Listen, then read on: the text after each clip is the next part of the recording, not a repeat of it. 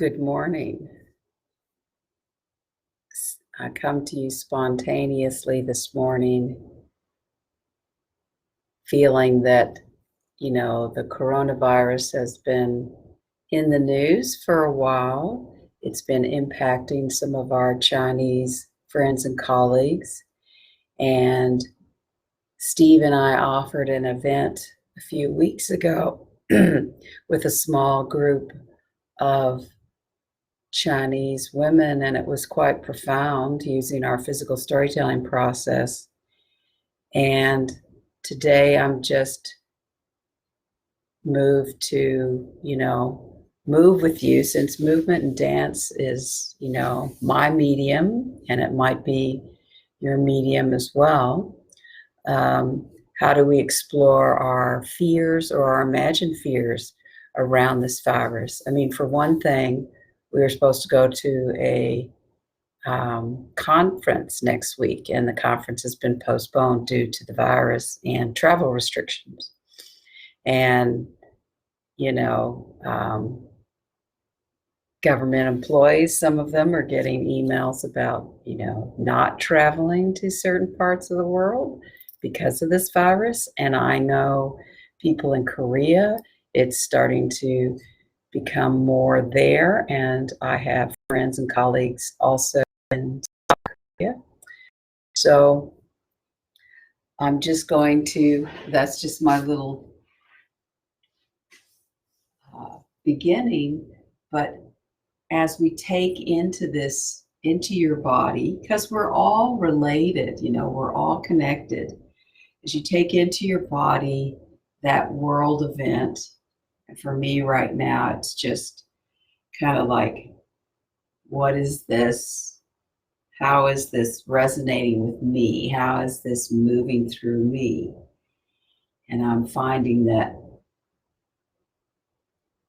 I'm bringing something in, the quality of bringing something in to sort of just digest it. Sometimes it's like, can I just take a little taste in, a little bit in? And so I'm thinking about my colleagues and my friends in the affected areas, and just feeling into my listening body, which includes my back body here, my side body, my front body. How do I take in this coronavirus and feel into any fears that I might have or any imagined fears? Because I remember years ago reading in my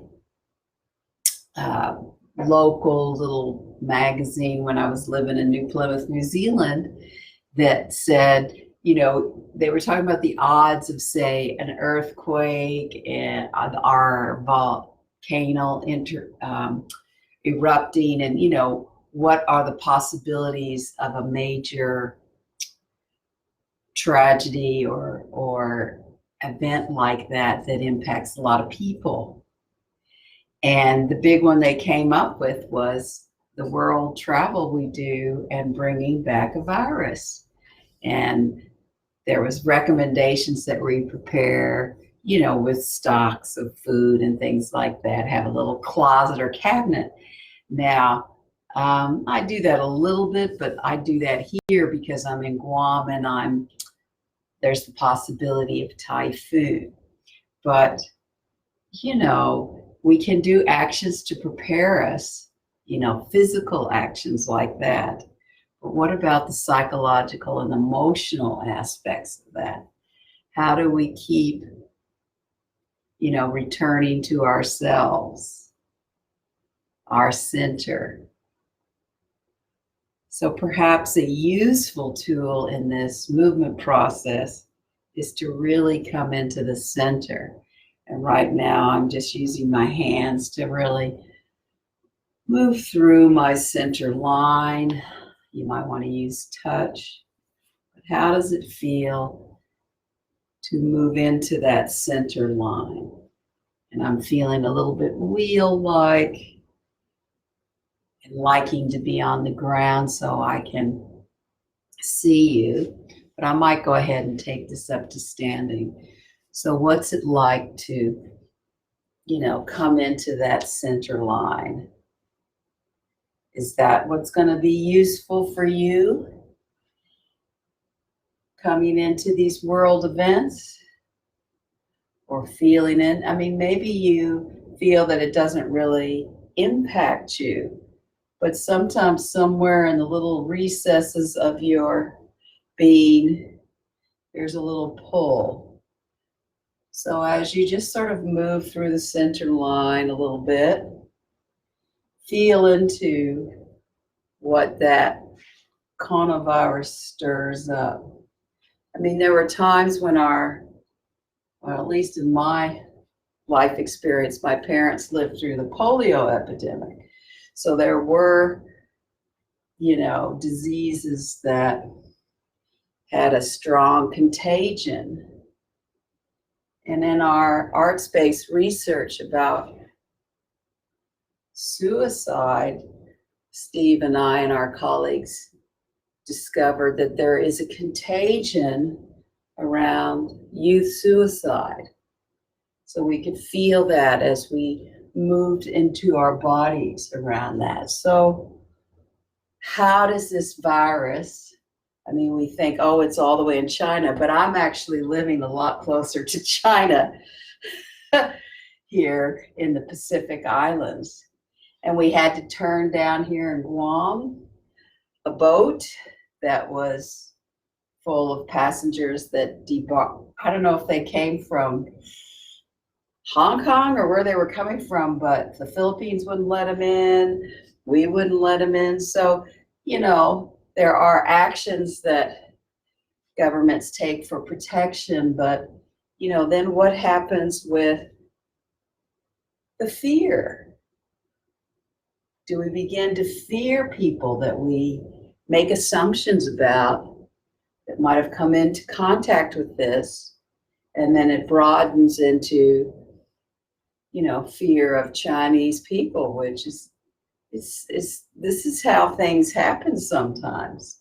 It's in our unconscious. So let's, check into our unconscious about this. What do we feel moving through? And I know for me right now, I'm really trying to feel that center line. How do I stay centered in something like this?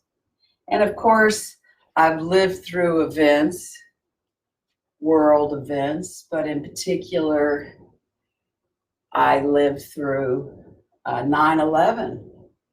And I was on a military base in the afternoon when that occurred.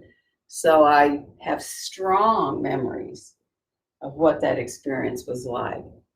So how do we make sense of those tragedies in the world and let it come through our body and not get locked into fear? That's just the question. How do we perhaps use movement and dance to digest this fear or just acknowledge it and notice it?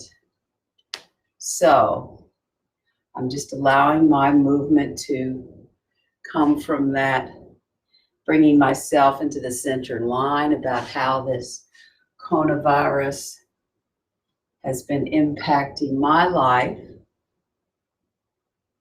and how our choice has been to use creativity and movement and dance-based practices to let it move through, so that when we worked with the Chinese group a couple of weeks ago, we found it brought them out of isolation, brought them into connection, brought them into their creativity.